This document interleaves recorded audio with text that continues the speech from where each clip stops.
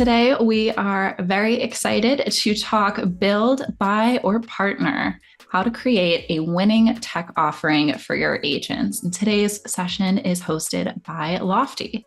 So before we get started, I'm going to jump into a few housekeeping items, and then we will turn things over to Stuart to dive into today's content.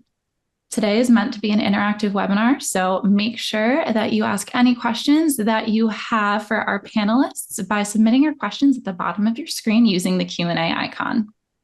HousingWire will be recording today's session, and we will be sending the recording out early next week. Now, today we will be talking about how in a fast-paced real estate market, having the right technology offering can make all of the difference.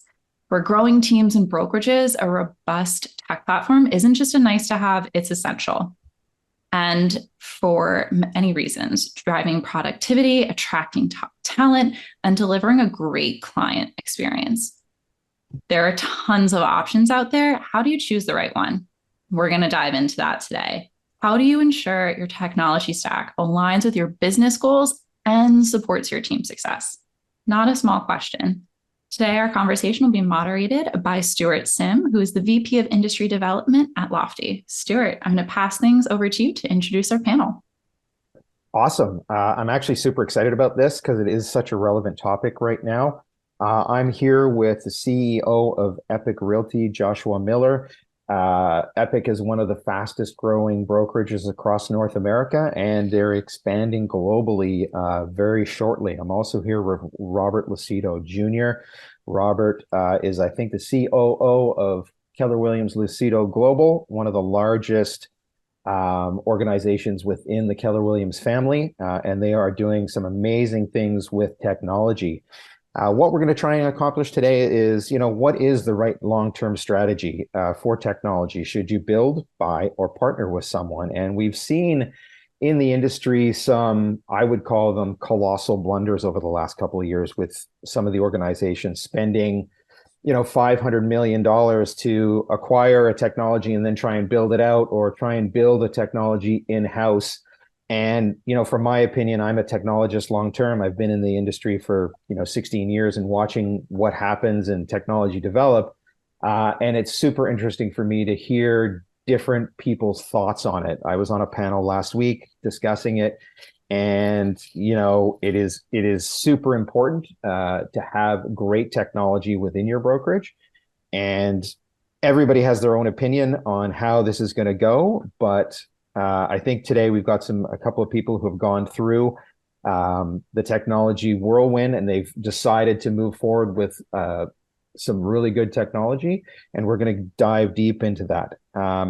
So let's jump into things. So the first thing I'm going to say is, Robert, welcome, and thank you for participating. Lucido Global, one of the largest KW teams in the world. Tell us about how Lucido Global and adopted their technology, but also chose their technology for your long-term success that you're looking at. So we started back in it was 2000 with our transition over to Lofty. Before that, we were on a separate platform, one which has been basically phased out now. It was Boomtown. But basically, we were in a place where our team had grown so fast in Maryland. We grew from 30 million to over 800 million in just a few years of production. And in 2014, we made the determination to start growing outside of our home state. And the technology we were operating on did not support that.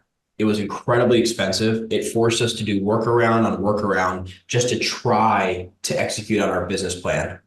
And ultimately, we recognized that we needed something that was not just more cost effective, but more effective overall in order for us to execute on our vision. That's very cool. So, you're a few years into this. What have been some of the challenges, and what are some of the real positive outcomes? Challenges. I guess the one challenge that you're always driving against is agent adoption. but our agent adoption has skyrocketed since we migrated. Frankly speaking, before on our previous platform, our agent adoption was through the floor. We were spending a fortune for the solution. We had licenses after licenses after licenses because every additional location was a new license. It was very costly to do it. And then when we would look at the engagement metrics, we were paying for a solution that they saw no value in. And so when we made the determination to switch platforms, we actually surveyed all the available options. And that's what ultimately landed us in partnership with Lofty, because it not only allowed for us to execute on our business, but it had some key deliverables that we recognized that were critical for us to driving to higher levels of engagement. As we were just talking before you got on, where we really differentiate ourselves is not just recognizing that the technology is important, but the implementation side of it is even more important, because you can have the golden egg, but if they don't understand how to use it or execute upon it, they'll perceive no value. And so where we really differentiate ourselves is not only executing on the partnership, identifying great technology, but then implementing in a way that agents adopt at a higher level and perceive more value. Yeah, I mean, it's been one of the Achilles heel to the industry, right? You have this great technology, you bring it in, you're spending quite a bit of money to bring it in to put that implementation in place, but you only get, 20 to 25 user adoption, from your group. As a technology company, we look at that every day and we're trying to figure out the best way to go about it. But then it goes a little bit deeper to say, okay, so we've got 20 to 25% adoption on the product, but then within the product, we've only got 20 to 25% adoption. So, it's exciting to hear that you're beating the odds by having people adopt and use it effectively. And I think the industry, as we get better and as more people that have used technology in the past, I think we're only going to get better numbers and grow. And technology is such a must. And as we go down the AI path, obviously, Josh, I'm going to ask you a question now.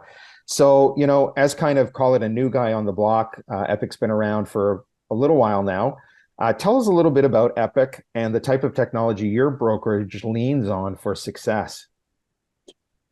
Yeah, Epique's been around about 3 years now. We're growing pretty fast. As we were talking about before, we've over 20x in the last 12 months, expanding from one state to 37 as well, looking at our global expansion. So it's been quite a whirlwind. One thing you learn, they say if you want to break something, triple in size. Well, we've done that a few times. So we've broken systems and had to pivot and create new ones. We're actually going through that right now. We've had to pivot and change some systems that weren't necessarily designed for scale, but not at that pace, I guess. But Epique is a very different company. We definitely are a tech company, and I know that a lot of companies say that, but what they mean, there are some places that say, "Hey, we're a tech company," but really they're just buying licenses from other companies. Paying a company to host your CRM and then paying another company to host your virtual office or buying that company it doesn't make you a tech company. Right. So we are a true tech company. We develop our own tech. We develop our own AI tech. We're the first AI certified brokerage. So we're very tech heavy. In fact, day one, we started with tech. And that's kind of the benefit of one of the co-founders being a full stack developer and an AI architect, myself, is that we start with tech, right? And so to us, it's not an afterthought. I think a lot of companies are using, and even teams are using tech as the bait to get people to join their organization. But that's if the why is so important. Why are you doing this? If you're just doing it to bait people into coming, you're going to end up with some subpar systems that nobody really cares about using. So it's just really important to know why you need this. Do you need this and why at your organization? Does it actually solve any problems? And I would say that I do love the name of this today, the name of it, because that is always the question. Do you build it yourself? Do you buy it, or do you partner, white label, that kind of thing? And those are important questions. You have to check your why for each one. Why would you build it yourself? Why would you partner? And the mistakes that some of these places you mentioned, spending $500 million on technology is, should you have ever tried to build that thing? So I could build a CRM today, but we choose to use Lofty, right? And we use Lofty because there are a few reasons. For one, Lofty solves a lot of problems. For two, agents join brokerages based on who their CRM provider is. So sometimes they'll ask you, who's your CRM? What do you guys use? What are you guys offering? and they want to know. And that's an instance where you'll want to use a name that people have heard of, right? So that's an instance where you wouldn't want to build it yourself, because then you say, oh, we have our own thing, and then you have to train them on that thing, as opposed to a thing that's well known and well liked, finding that software and offering it. And Lofty's not the only loved CRM. There are other CRMs that are loved as well. But finding that one that makes sense for your organization that you can use as a tool to say, hey, we offer this. That's a great example of when you'd want to partner. There are other things, however, that don't have a name brand that are out there that you'd want to build yourself or partner or white label. So we build a lot of ourselves because of my technology background and just the makeup of our leadership. But if you're not in that situation, you're not a developer, you may find yourself hard pressed to kind of figure all of that out. It might be easier to partner. So if you're not a developer and you don't know any developers, you don't have anybody, and you're just going to go on Fiverr or something and try to find somebody to build you something, I would suggest you probably shouldn't do that, because that is going to be an endless pit of money. You don't know how to check that work. You don't know what you don't know. The maintenance side, right? Those partnerships would be best. Do what? The maintenance side? Right. So what happens when it's done? Are you going to go back on Fiverr or one of these sites where you're just hiring people from out of the country? Those are actually best for developers who don't have time, not for people who don't know how to develop.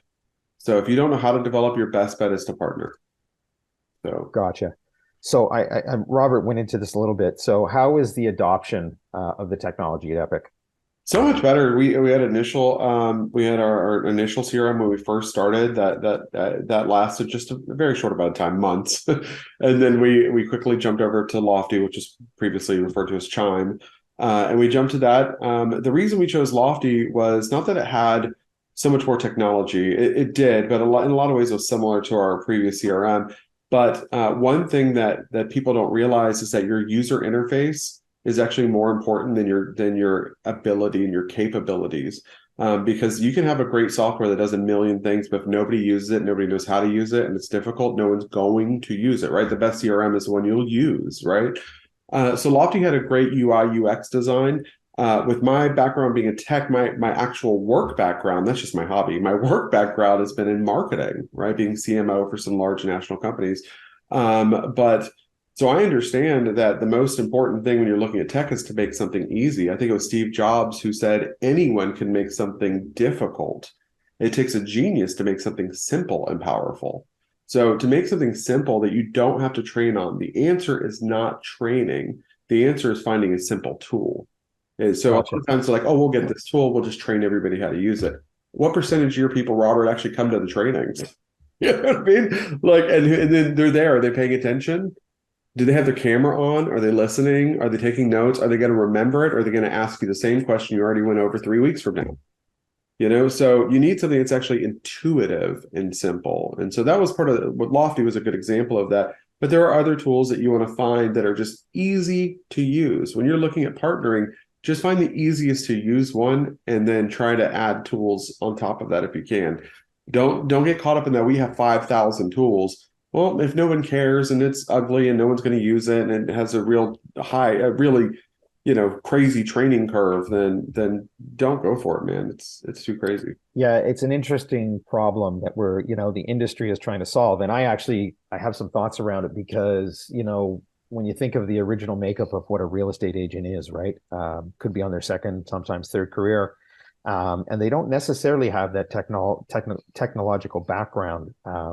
But as we move into kind of the next generation who grew up with technology, I think it's going to be easier to get that adoption because they're familiar with the use of a computer, how essential it is to be on the internet, to build your brand online.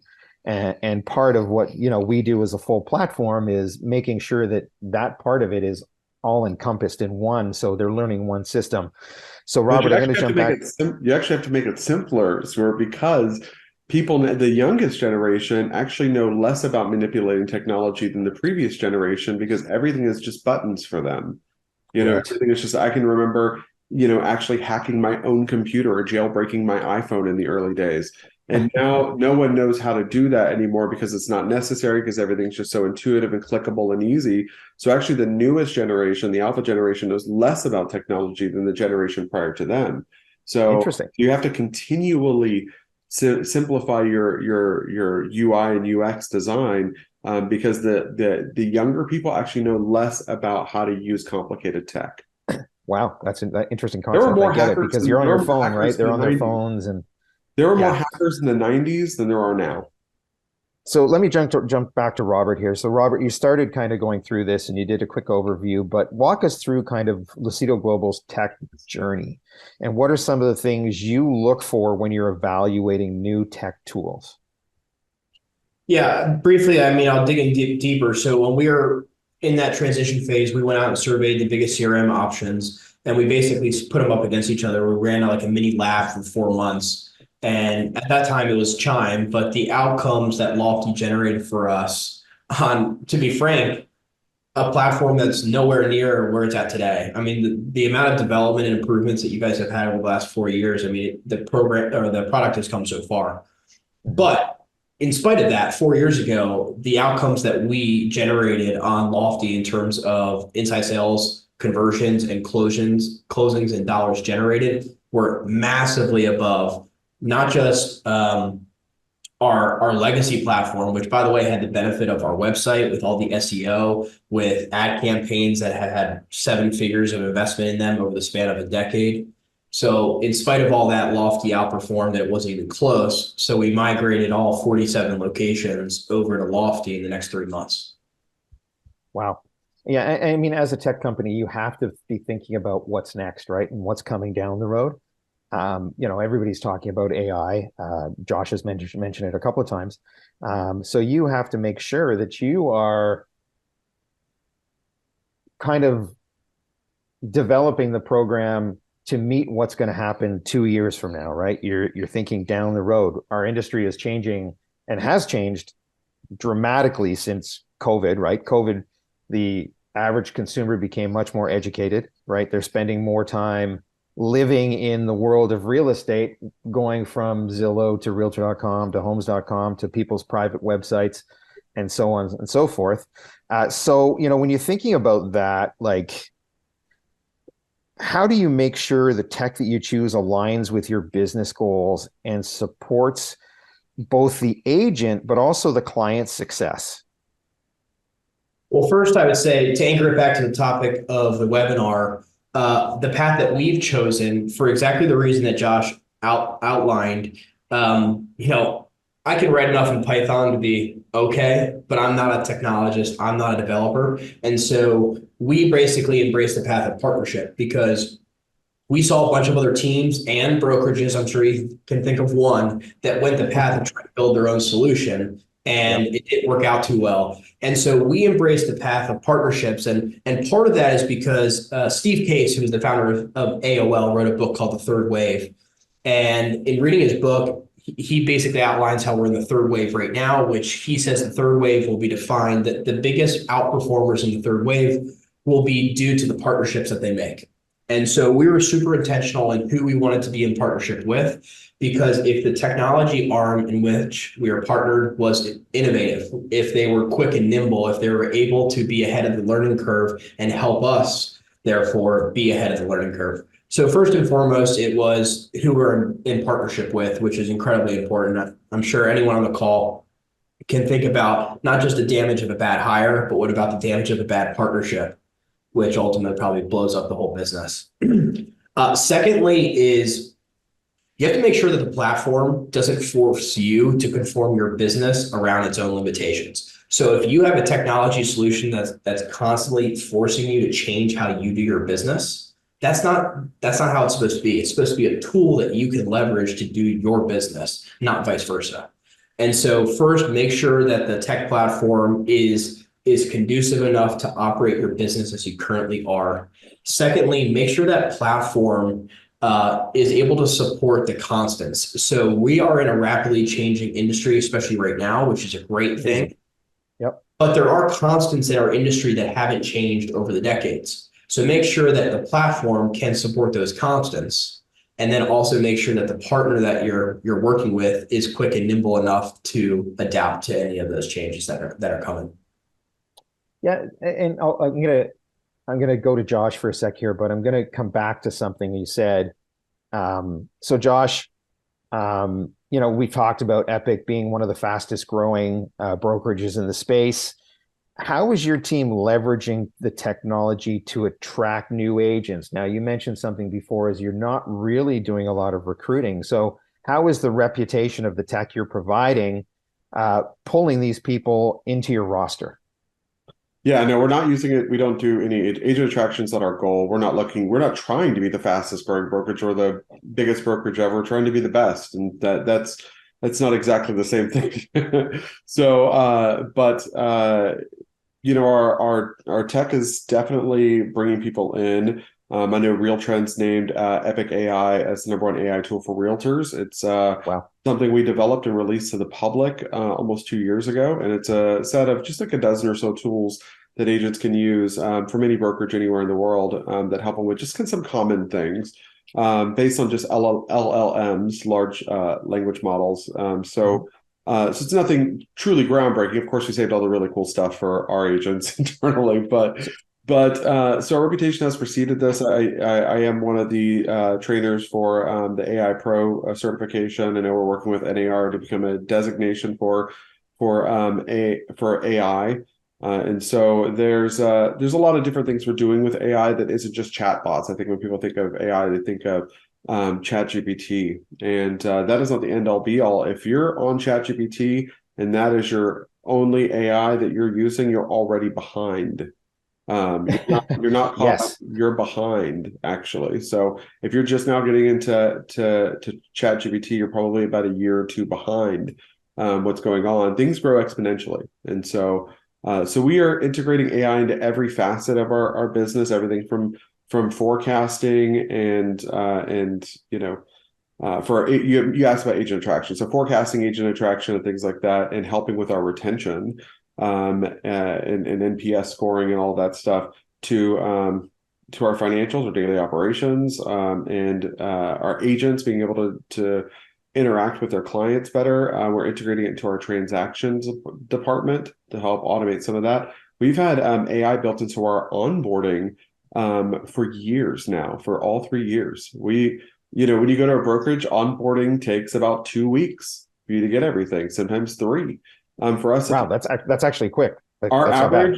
our average is less than 24 hours. Because when you join with us, we have a human. It only takes that long because we have to have a human look over everything and make sure that people didn't spell their own name wrong, or make sure that their license is still active and that kind of stuff.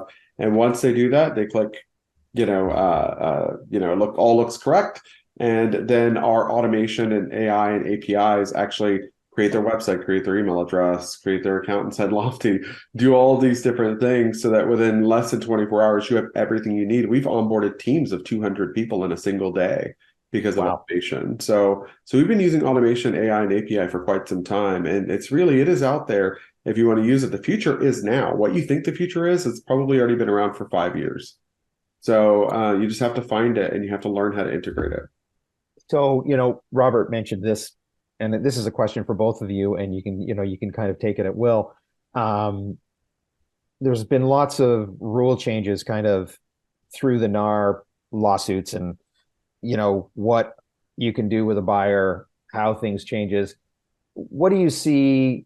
How do you see technology helping you get over some of those challenges that the ruling creates? Robert? You want me to kick off? All right. Yeah. You were with Josh. I was going to give him the No, he's asking you. It's your hack at it. It's all you.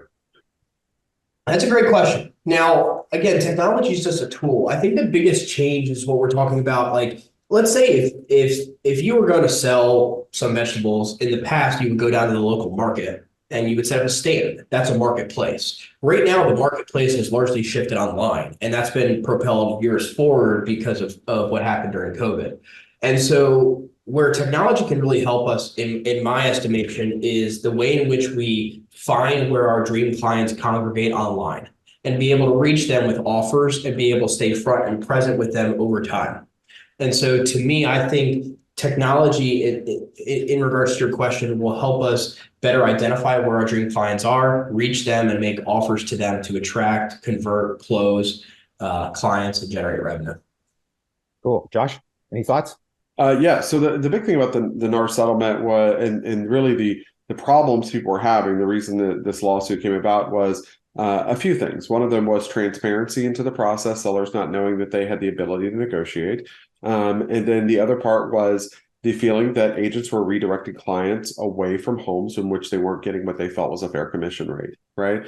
And then there was the idea that there might be some, Sherman Antitrust Act, issues where there's some price fixing. So really, the NAR settlement helps try to address each of those. Most of that can be addressed through communication, right? So it's communicating with the seller, like, hey, everything's negotiable, right? Helping them understand that. The MLS is removing the percentages, helps agents not redirect clients away from properties violating their own fiduciary responsibility to their own clients. So that part's gone. But ultimately, at the end of the day, with all of the hubbub and the news and all this saying agents are now going to be working for free, ultimately what it came down to is a couple extra forms and a better conversation. And I think that is the solution. And technology doesn't need to necessarily address that. The technology addresses forms already, but I think it will address that. Now, there are some creative things I've seen people come out with in order to their seller wanting to say, hey, we're offering this commission rate to a buyer's agent because they recognize the value in doing that they might sell their home faster or for more money. And there are some platforms that are trying to sidestep the MLS to display that information. But I don't know if that's a long-term solution. I do think that the long-term solution is a better conversation and a couple more forms and then carry on business as usual. I think I agree with Robert that technology in real estate is going to be more about finding clients where they are, finding the right place faster, and streamlining the closing process. I think that's where technology has the best roles to play. Unless we're talking about completely upending the whole system, because then we can start talking about some real technology here. And that is completely upending the whole system. Hasn't happened yet. Don't think it will happen. We can talk about that if that's on the docket to talk about today. But we will we'll get there if we need to. Yeah. So it's interesting, to be talking with you, you guys, because you're both in this growth mode when the industry has been, call it panicking and pulling back and trying to get a grip on what's happening with interest rates, what's happening with inventory. So when we come out of this situation next year, I believe it's going to be somewhere around mid next year. Where do you see the growth potential, and what do you think how the consumer is going to react to what's happening in the market? Who's that for? Is it me or Robert? Both of you. Yeah, and you can go first if you want, Josh. Sure. So I agree about the industry changing. I think we focus a lot on new clients. I was at Inman Connect yesterday, and I noticed every panelist was talking about new clients. What everybody wants to hear about getting new clients. But the reality is, if you talk to any successful agent, their success is in their repeat clients, not in their new clients. So if you're constantly looking outwards to try to find new clients and ignoring the people you've already helped, then you're already in losing mode. So, but let's pretend I didn't say that and just go to new clients. How will it affect new clients? We do need new home inventory. When interest rates drop, all hell's going to break loose again. And we're going to see homes going for well over what they really should be valued at. And that's going to help agents if we're making a percentage. But it's not going to be necessarily great for buyers to be paying more. But I guess the interest rate decrease will help them even out a little bit. But I think that we still have a housing shortage. We still build fewer homes today than we did 5 years ago. So we are still at a housing shortage. And so I think that there's going to be a lot of competition for housing next year, maybe not as bad as it was during the pandemic when it was just kind of a nightmare. But I do think that the lower interest rates are going to make it, more of a seller's market. It's going to be kind of a mess again, but it's going to be good. It's going to be good for the market overall. But ultimately what we need to do is build more homes. That's where absolutely. Now we've created. We haven't created the interest rates and kind of the situation that developed because of interest rates is that a lot of people, and I can use myself as an example, have equity built up in their property, right? And their situation might have changed. but I'm sitting in someone's database, and I've got several realtors that I go to. Do you guys have, and Robert, I'll go to you for this one. Do you guys have a strategy on how, because I'm a tech guy, I'm going to always talk tech, and I'm going to relate it back to tech, how technology can help you when we come out of this time, that we've talking about, reach out to your customers and give them that confidence that we're ready to do business again? I think I don't think it's hard to stay in communication with clients. I think lazy agents will never do it. I don't think it's hard. I mean, hell, you can use Lofty Smart Plans and just put on autopilot. I mean, you can put a market report. Our market reports have 50 to 60% open rates every month. So if you're just trying to stay in contact, that's the easy part. I think the most challenging parts that agents have is viewing their role in the relationship as strictly a one-time transaction, which is, to Josh's point, why 88% of clients don't work with the same agent again. There's only three ways you grow your business. You get more clients, you get your clients to buy from you more times, or you get them to pay you more. And number two is just this like black abyss that every agent just generally sucks at. Now, if you, Josh, if you walked into a PE firm or a Shark Tank and you pitched your company and said, "Hey, we have 12% client retention rates," they'd be like, "Next." No, next. But then every agent's just like, it's okay. I'll just focus on the new lead, the next lead source. So I think that if agents want to transcend that, they need to look at the relationship not just as a single transaction event, but provide value for the entire term of home ownership.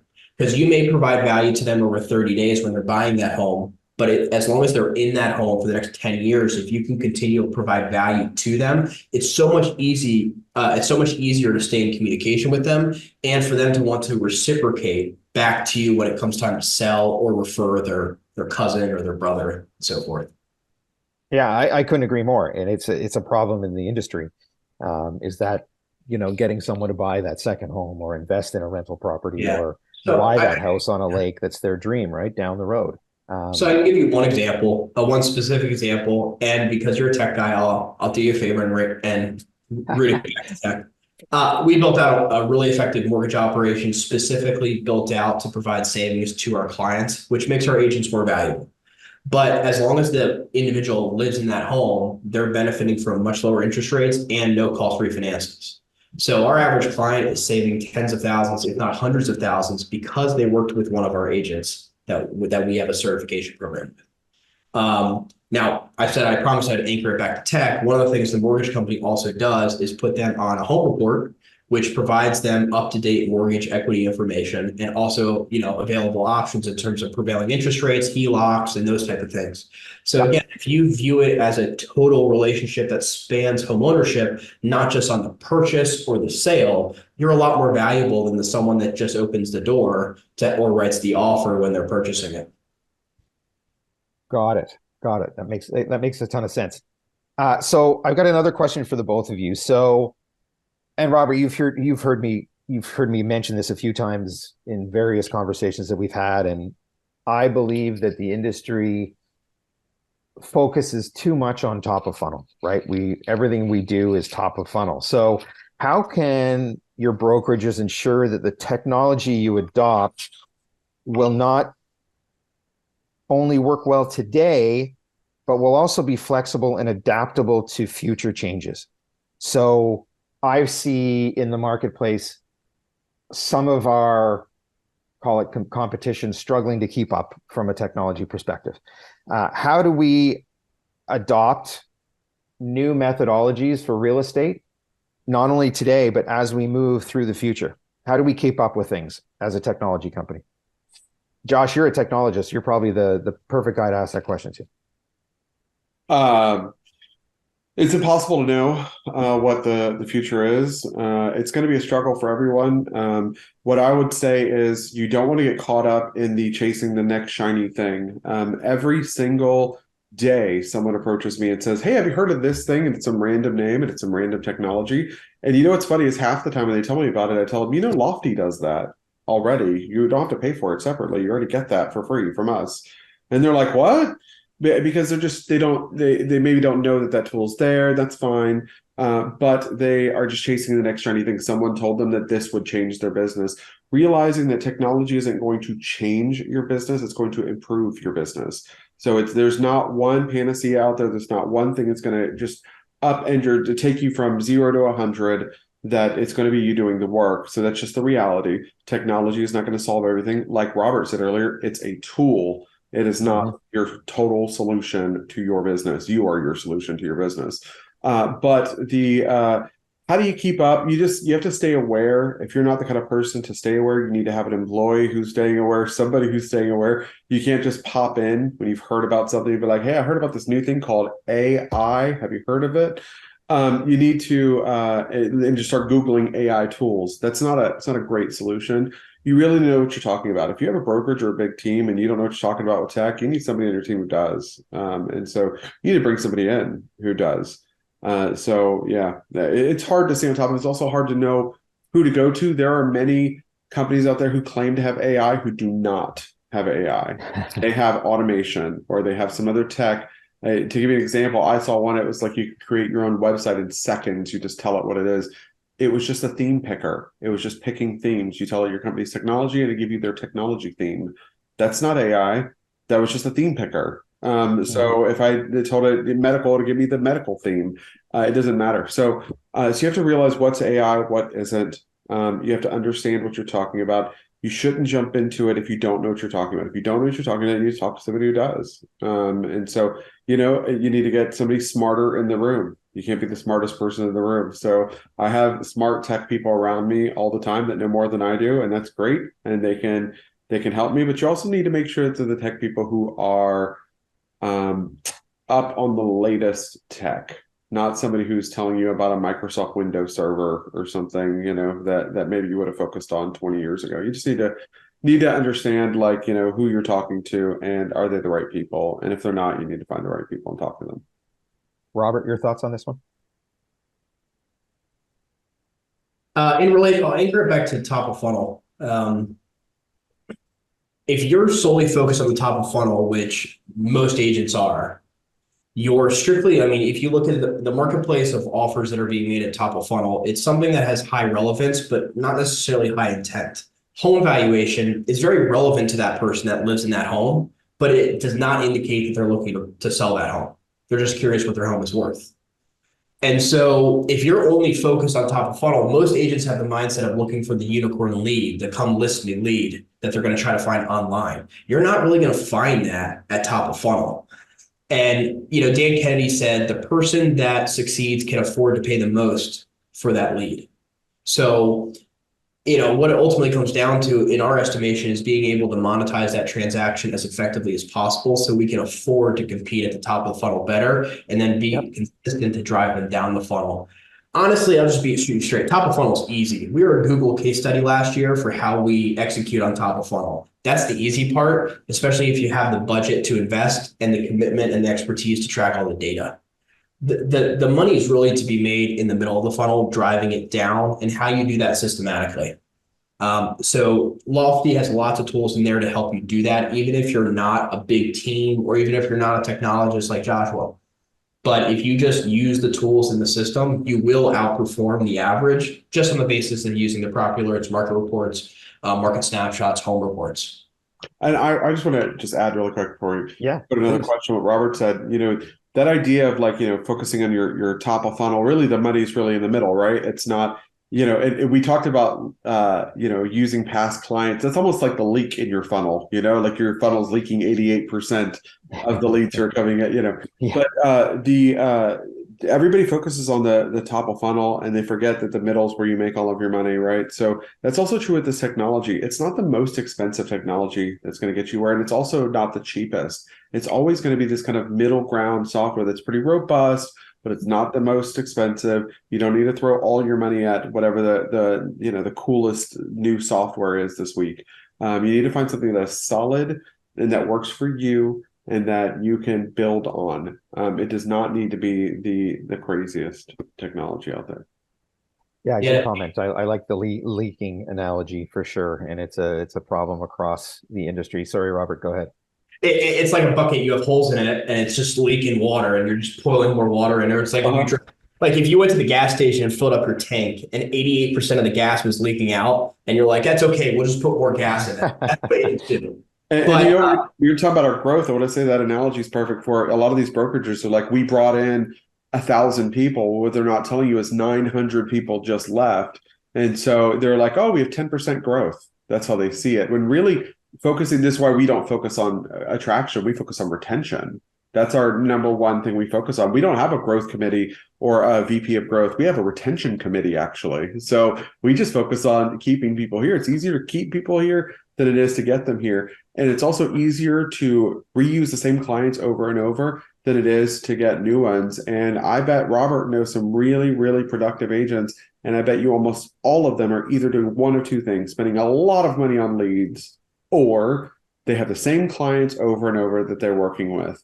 And those are really the two strategies to success. You'd have to, if you don't have the money to spend a lot of money on leads, then you need to focus on the other one. So in case and if you don't have tens of thousands of dollars a month to spend on some leads, or somebody's not buying them for you, like a team leader or something, then you're going to have to focus on your previous clients. Yeah, the primary brokerages are looking at 30 to 35% churn every year. That's literally tens of thousands of agents that are going in and out each year. Our retention rate sounds like yours. Our retention rates are above 95% every year. So we're focused on the same model you are, because just what you said, every sales business has a cost of customer acquisition. You have your CAC, your client acquisition cost, and your duty is to maximize the customer lifetime value. And so what agents do is, even if they're executing on top of funnel, they spend to buy the lead. And even if they do one sale, they're still not maximizing their customer lifetime value. Any other business is going to say, hey, we acquired this customer. How do we maximize the money we make over them over the term of the agreement? Like, I'll give you the example with Lofty. If you sign up for Lofty, they have a vested interest in providing more and more value to you so you stay as a client. But agents don't have that mindset. It's strictly a one transaction basis. Just want to share that. So I'm gonna interrupt you guys. We got a couple of minutes left, and I want to get this question in for both of you. And I'll put it to you first, Robert, and then we'll jump over to Josh. So what do you think the next 5 years looks like for technology and real estate, and what innovations are you super excited about? Awesome.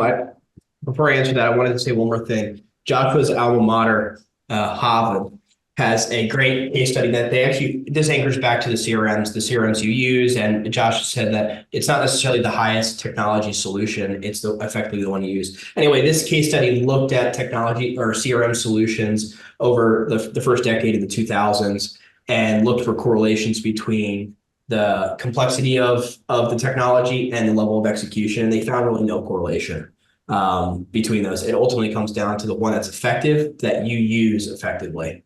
To answer your question directly, in terms of what I think will come, well, first, I think we're already starting to see this. I think AR, artificial reality, will become more prevalent in how people are doing showings, especially if they're buying from out of town. We're already seeing it here in Miami with new development communities, because from their standpoint, from a high rise, they need to sell up a certain percentage before they can unlock their next tranche of capital. So they have a vested interest in making that as easy and effective as possible. So I think we'll start to see that more. I think that AI will help better with property valuation. I think it will help better with more accurate predictive analytics for trying to predict who is looking to move and being able to respond more quickly.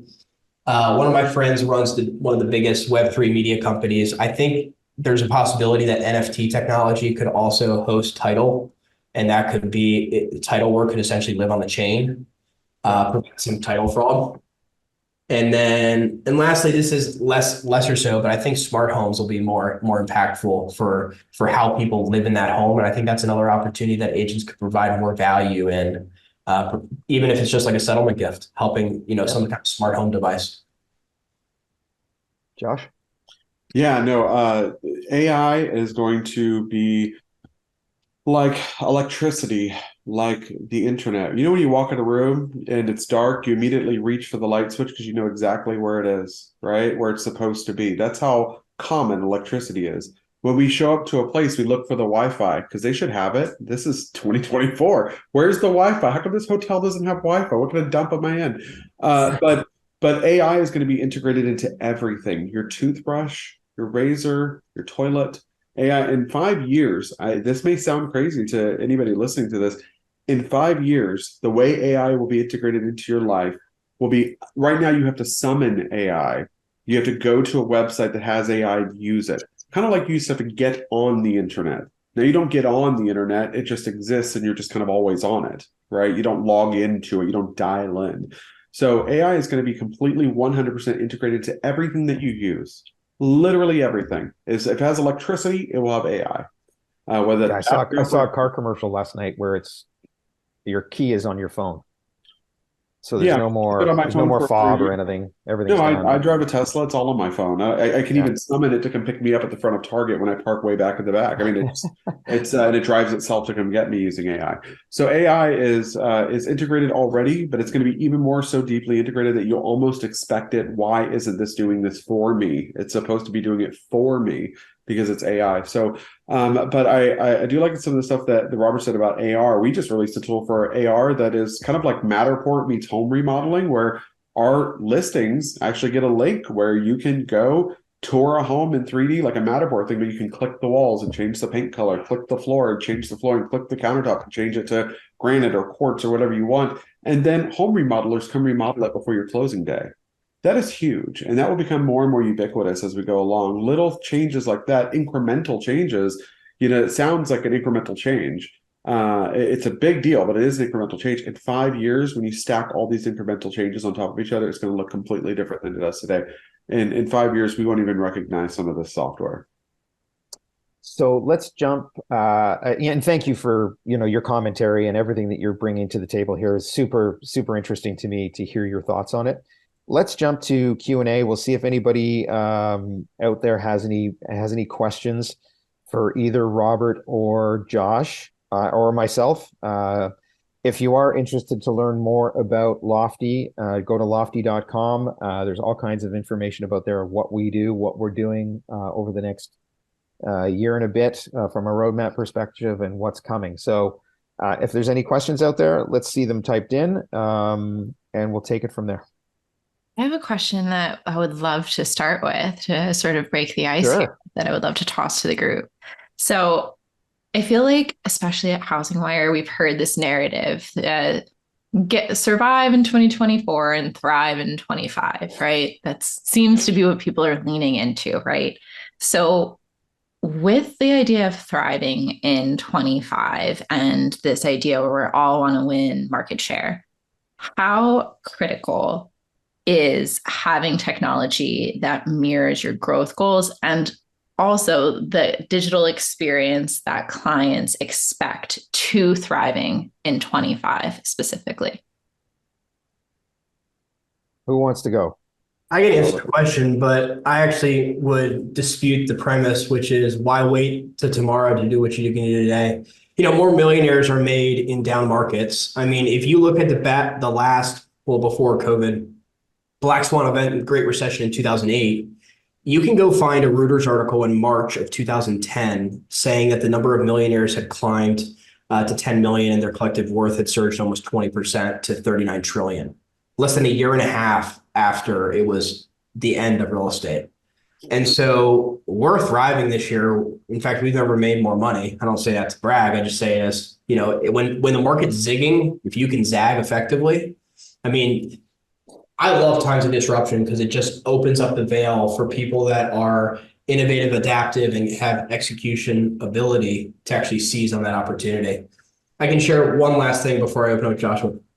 There was a guy named A.P. Giannini out in California in the early 1900s, and he had a bank called Bank of Italy.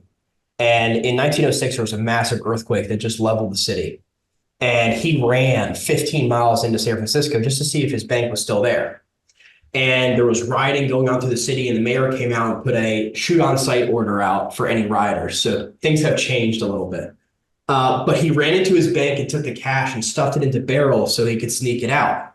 And then in the following days, all the big banks got together and wanted to put a 6-month moratorium on lending to give everyone the opportunity to rebuild, get back on their feet so they wouldn't lose ground to any of the competition.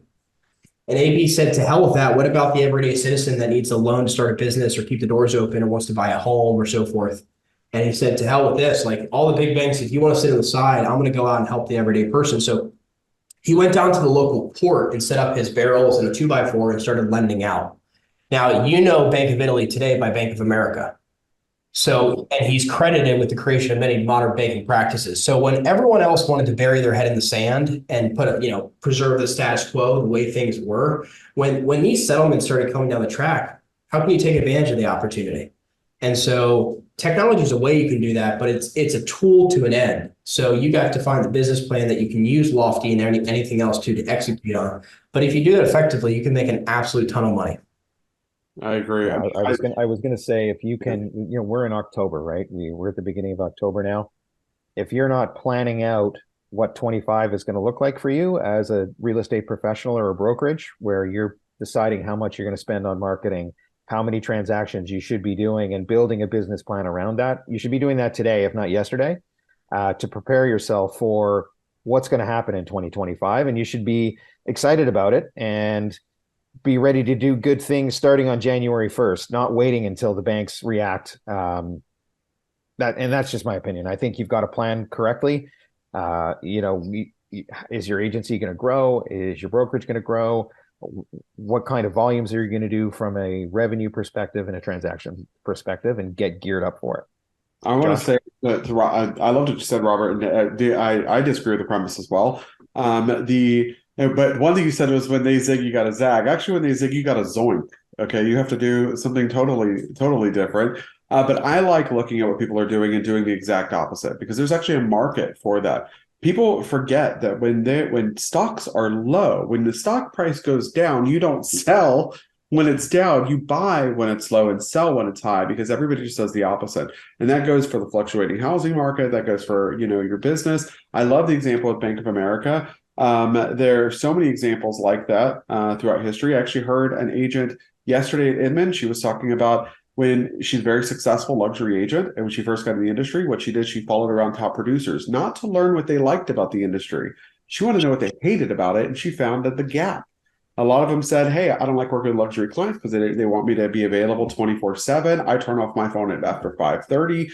My family's more important. So she said, I turned my phone on at 5:30 and started texting people and saying, hey, I'm the person who's available to you 24/7. Next thing you know, she had all these luxury clients because she was available and other people were not. As we come into the holidays, that's something I always did well, because people would call, on properties, and nobody would answer their phone except this guy. This guy answered every holiday, and I was showing houses on Thanksgiving or whatever, and I can't tell you how many hundreds of thousands of dollars I made from that. It was huge from being there when other people weren't. So you have to really think about, what are other people doing, and how can I do something totally different? Because the majority of people are not going to be successful. So if you're following the crowd of the people who are not going to be successful, you need to go the other way, because you're not. All right, guys. Find success following them.